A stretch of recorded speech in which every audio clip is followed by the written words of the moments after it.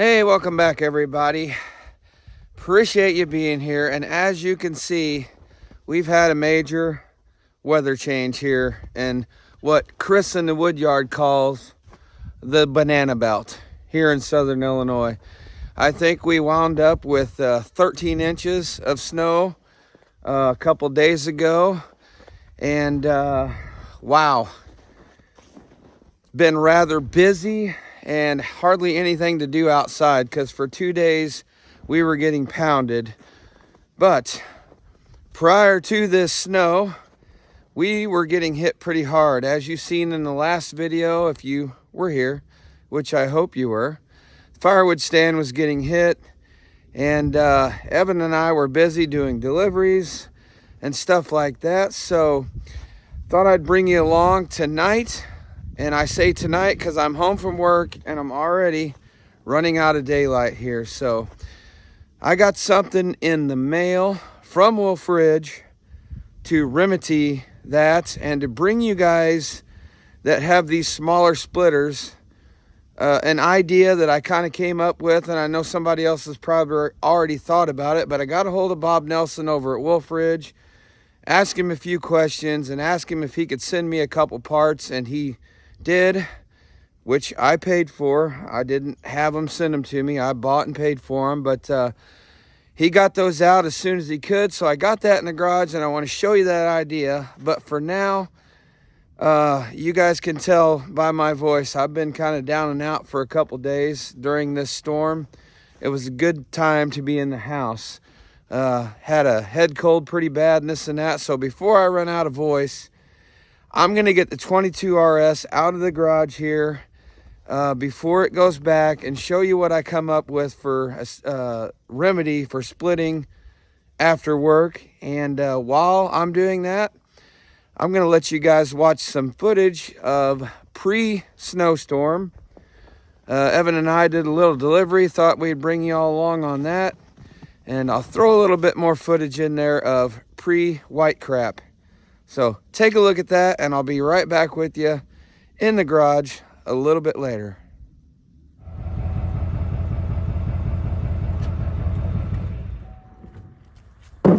That's light. It's light. Yeah. White oak tends to be a little bit more dirtier because of the bark.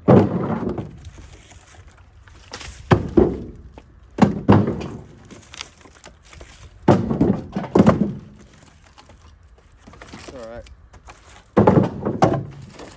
Newer stuff can be kindling.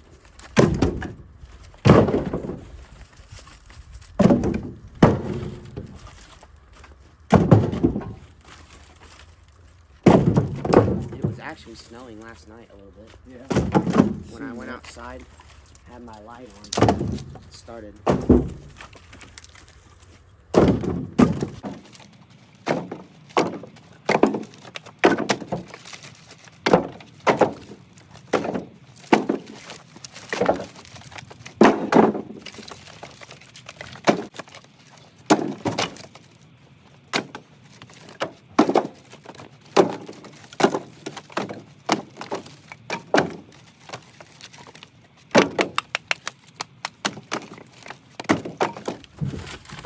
About the best wood you can get right here. White oak. Good and dry.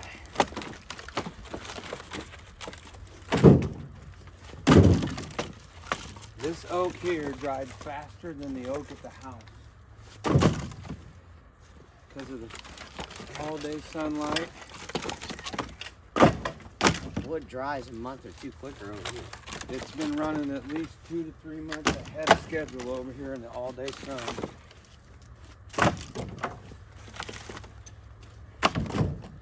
Matter of fact, I started selling some of this down here that was stacked 3 to 4 months.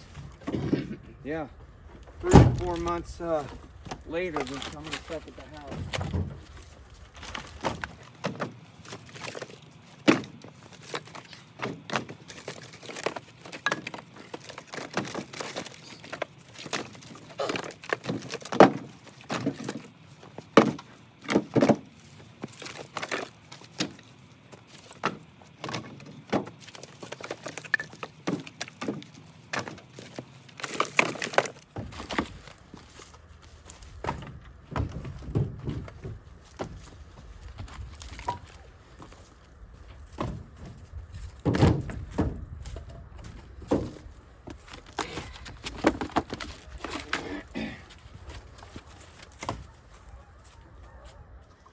Well, there you go, everybody. A beautiful load of all white oak. It's been there right at a year, dry as a bone.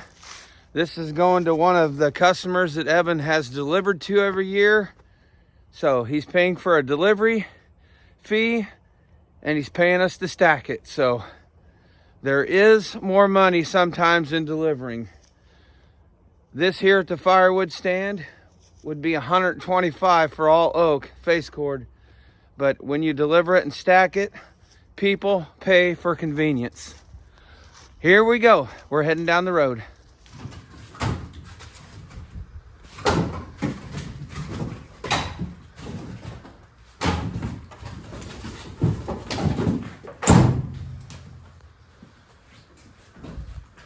There you go. One face cord stacked. We stacked it about 12 feet long to keep it lower for him. And then we left all the kindling bark and debris right there. Ready for another one? Yep. All right, so Evan and I just got home from making that delivery that you've seen brief footage of. Got it all stacked up. Got a happy customer. I sent him a picture of the firewood stacked and he replied right away, said thanks a lot. We were gonna fill the face cord rack. We went in to grab a bite to eat, and as soon as we did that, we heard a truck pull in and he looked at that face cord rack. I've seen the guy here before. He's been a numerous return customer and it was empty. So he decided to buy every loose stack out of the firewood stand. So you sure can tell they're predicting very low temperatures and 8 to 12 inches of snow coming in. So cold sells firewood. And if you could see right down there, I've still got oak from the last video on the dump trailer. I'm getting ready to hook that up and get it next door in a new wood yard and get it stacked. And Evan is over there right now with the four-wheeler trailer getting ready to fill this up for me. So good thing he's still home for a day or two, because when the snow cometh, so do the firewood customers.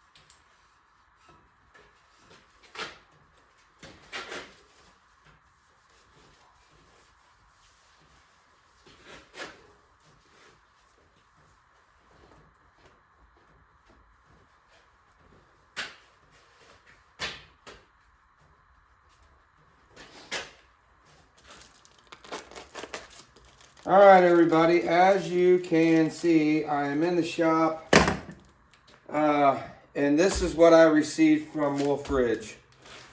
You just watched me cleaning up the splitter over there, getting it ready to go back, and, well, let's just open this up and show you. Some of you guys might already know what this is, but I'm going to show you my little twist on it. This is how it came packaged in from FedEx, and I'm going to apologize in advance for the voice.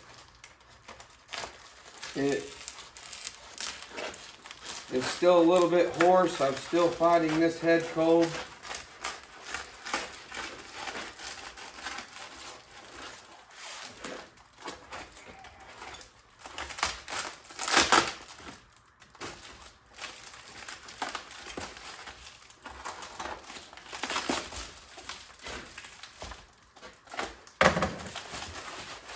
packaged up very well.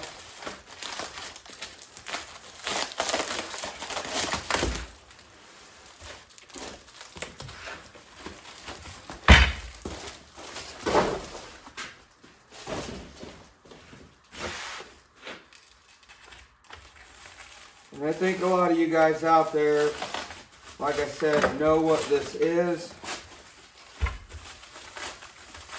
Great, they sent the hardware kit with it too. That is awesome. All right, I'll bring you back when I get this all unwrapped. It is in there very, very good. All right, so I got it all unwrapped here, and for those of you guys that have the smaller splitters like the 17 RS, the 22 RS like I have here, the 28 Pro, and even the new 28 Pro X that Wolfridge just unveiled, you do not have the capability of purchasing Wolfridge's light bar kit that comes with the wiring harness and everything that plugs directly into the power source on the higher output SHO splitters and stuff like that. Those splitters run the alternator and stuff on those splitters are able to charge the battery and run the lights because they're capable of also running an oil cooler. So they put a bigger system, a charging system on those splitters. With these more entry-level splitters, they've all got these 4 holes, and those 4 holes are made to accept this mounting plate. And running out of daylight every day, getting home after work, I started kind of brainstorming using this 22 RS. And that's why this power pack is sitting here. So I got a hold of Bob and I said, Bob, is those holes on that splitter universal on all these lower level splitters? And he says, yes, I believe they are.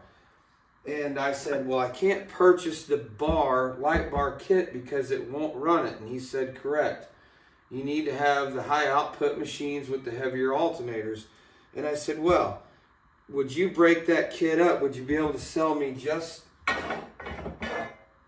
the T-bar and the bracket? And he says, you know, we've never done that before, but I don't know why we couldn't. So that's what he did.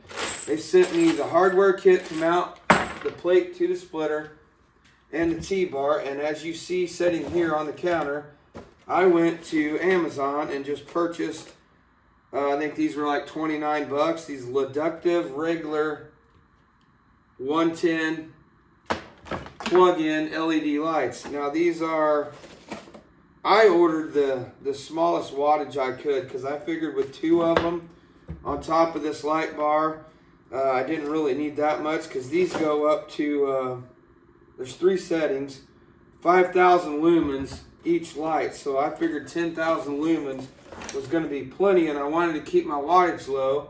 That way I could plug into this portable power pack and set it right at the base of the splitter, and I would have lights. So this is my little brainstorm for you guys out there that have these smaller splitters, and some of you may already thought of this, but this is why we do YouTube, right? To learn from each other. If you don't have a power pack and you're able to run an extension cord, that's another option. But at least with this connected to the splitter, if you have to move to get closer to wood, you're not moving the light, moving the cord and everything. You can just roll the splitter up. This stays attached. And I just thought it was a pretty smart idea. So I am going to figure out how I'm going to mount these lights. They come with a swivel. I know Wolfridge's mounts on top. I may have to put them on the front here because they're going to stop there and go all the way to there. So I'm going to toy around with that. I think that's my ticket right there. That way the wiring and everything is low in case it gets caught out in the rain.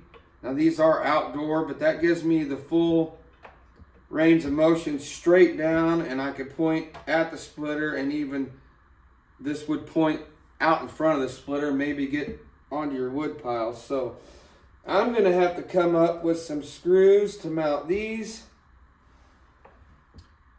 and figure that out. Like I said, they did send me the mounting kit to mount the plate. onto the splitter. And I know what you're thinking, why did you do this when this splitter is going back? Well, because it's universal on all of these splitters. So whatever Wolf Ridge I might be demoing, I could still keep this, and if I'm splitting after dark, run out of daylight, I can use it. So let me grab the camera real quick and just show you what I'm talking about here on this 22 RS. It's all universal, and you see those 4 holes right there. It's where the plate comes in, and you got room in behind here. Once you mount that plate on there, you can slide that bar on and off if you're putting it in and out of your garage. Now, okay, so what I did is just took the actual bracket off of the light, and it's just held on with a couple small bolts, lock washers, and washers. And I set my bracket on here and just mark the centers. I'm going to space these all the way to the outside to give me the widest angle possible. And I'm just going to use for now these self-tapping stainless screws. And I'm going to give them a little help to start. Right in the center. Just like that. That way it doesn't wander around on me. And I'm just going to use my impact and impact them on there. They're not going to go all the way through the tube. If this doesn't work, later on I can go ahead and drill all the way through and find the appropriate, you know, bolts, carriage bolts with washers on the back. But I just figured this way it'll be flush on the back. Nothing to catch anything. All right, let's do this real quick.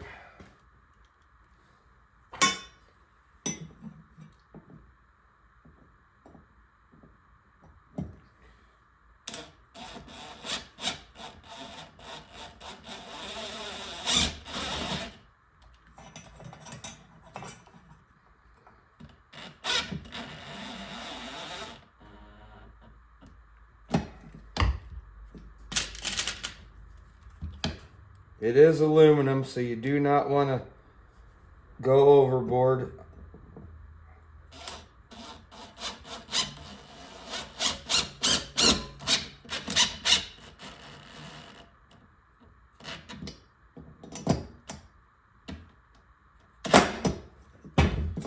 There you go. And now I'll just get my light.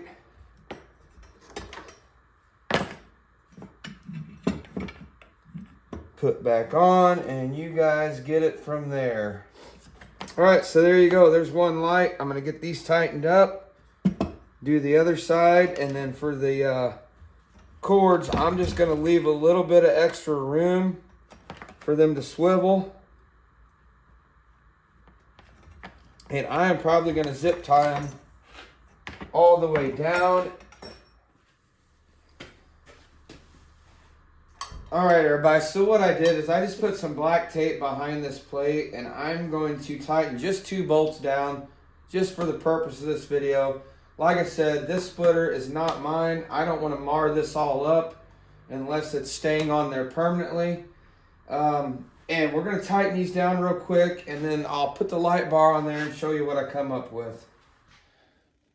So, all right, everybody, the light bar is on the machine now. As you can see, I got both of the lights mounted up there, and they're able to swivel all the way flat to give light around the splitting area, or like I said earlier, all the way forward if you've got rounds out in front of the splitter, or right down on your splitting area, just like the Wolf Ridge kit will do. All I did was wrap zip ties around there to hold my power cords coming down. 3 zip ties. At the top, I put black tape around that just so it wouldn't pull that zip tie down when I was trying to stretch these cords down. Ran them all the way down, and as you can see right here, I just used whatever 3-way splitter I could find in the drawer, where you can plug 3 different cords in at one time and then go to one. I just actually wrapped the excess cords around it and then plugged them in, and then I put black tape around it to hold it so that way this would stay with the upright, and I can unplug this and pull that out, pull that pin here, take it off when I want to put it in the garage. That's just my little idea. I'm sure there's going to be some other people have a better way of attaching that. So you make up your own, however you want to do it. This works for me. Good thing about YouTube is somebody will probably have a better idea than that in the comments. So that's what we do it for. And then I've ran it down here to the floor. Got my power pack set in there. Or if you don't have a power pack and you got a long enough extension cord, you can do it that way too. For me, the power pack is awesome to have because I can move this splitter anywhere out in my small wood yard and still have power. So I'm going to set you guys up on the tripod and show you what this looks like. And then we're going to talk what the lights look like. And then we're going to talk a little bit more about this splitter and wrap it up. All right, guys, now I'm going to go ahead and pull the power pack up here so you can see it. And we're going to turn this on. And I shut all the lights out in the garage, but it's still quite a bit of light coming on in the windows, but we're just going to get a kind of an idea here. Power's already on. I'm going to flip this AC on and let you see what the difference is.